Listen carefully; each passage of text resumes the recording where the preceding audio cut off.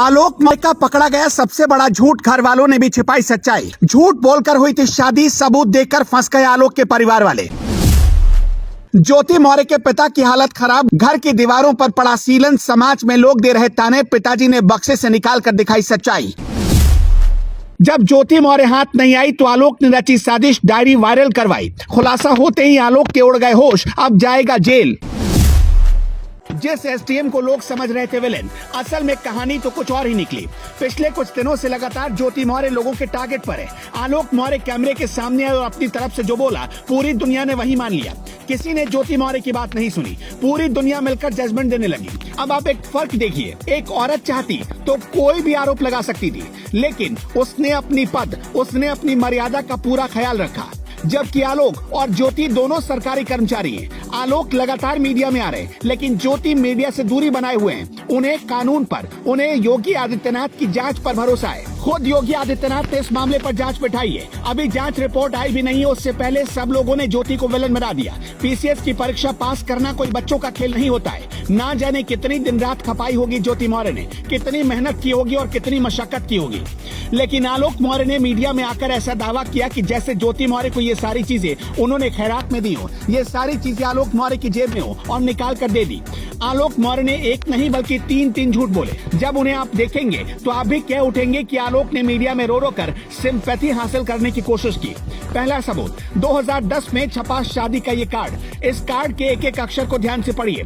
दावा किया जा रहा है कि ये कार्ड ज्योति मौर्य और आलोक मौर्य की शादी का है। शादी की तारीख है 19 नवंबर 2010। इस कार्ड के अगले हिस्से को देखिए, जहां लिखा है आलोक मौर्य का नाम चिरंजीवी आलोक मौर्य। उसके ठीक नीचे लिखा है ग्राम विकास अधिकारी यानी VDO सुपुत्र श्री राम मुरारी मौर्य। इस कार्ड के मुताबिक आलोक मौर्य के पिता भी सरकारी कर्मचारी हैं, अध्यापक हैं, वो माध्यमिक विद्यालय में पढ़ाते हैं। शादी के कार्ड के मुताबिक आलोक मौर्य आजमगढ़ के बचवल गांव के रहने वाले हैं। अब दूसरी तरफ देखिए, लिखा है ज्योति मौर्य, नाम के नीचे लिखा है अध्यापिका, यानी शादी से पहले ज्योति मौर्य बच्चों को पढ़ाती थी और इससे मिलने वाले पैसों से वो अपना परिवार और अपनी पढ़ाई पूरी करती थी। ज्योति मौर्य मोदी के संसदीय क्षेत्र वाराणसी के चिरई गांव की रहने वाली है। चूंकि कार्ड में पहले लड़के का नाम लिखा हुआ है, जिसका सीधा मतलब है कि ये कार्ड ज्योति मौर्य के परिवार वालों ने नहीं छपवाई, बल्कि ये आलोक मौर्य के परिवार वालों ने छपवाई है। अगर आप आजमगढ़ और वाराणसी के रहने वाले हैं तो आपको अच्छे से पता होगा कि जब दो घरों में वहाँ शादियाँ होती हैं तो दोनों परिवारों की तरफ से एक दूसरे को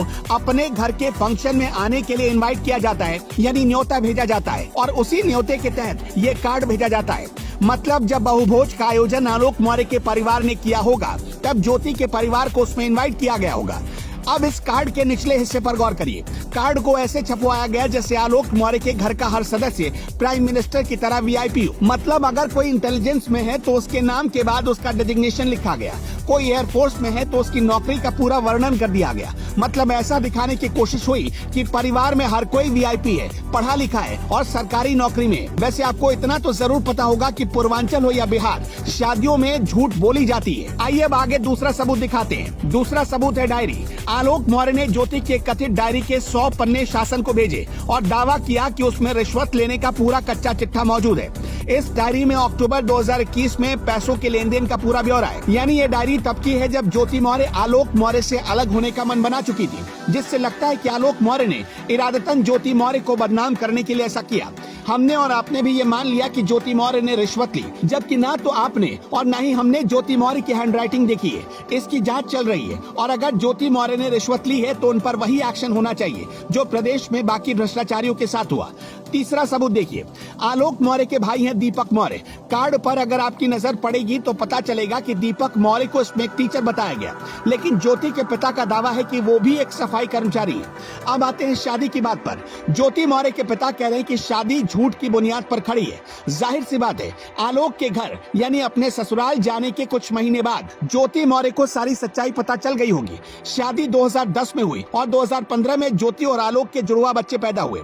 इसका मतलब ये है कि ज्योति मौर्य और आलोक के रिश्ते अच्छे रहे होंगे, तभी बच्चे पैदा हुए। लेकिन आलोक के परिवार ने जो झूठ बोलकर शादी की, उसकी टीस मन में कहीं न कहीं जरूर होगी। बस यही बात बिगड़ने की वजह बनी। उस घर की दीवारों की हालत देखकर आप उनके घर की माली हालत का अंदाजा लगा सकते हैं। दीवारों पर सीलन है, दीवारें दरक रही हैं। आगे हम आपको इस मामले से जुड़े कुछ और चौंका देने वाले खुलासे दिखाएंगे। उससे पहले एक बात और बता देते हैं, ज्योति और आलोक की बेटियां इस वक्त ज्योति के पास रहती हैं। ज्योति ही उनका परवरिश करती है और ज्योति की देखरेख में बेटियों की अच्छी पढ़ाई लिखाई हो रही है। इस केस से जुड़ी और जानकारी हासिल करने के लिए आप देखते रहिए एबीएन समाचार।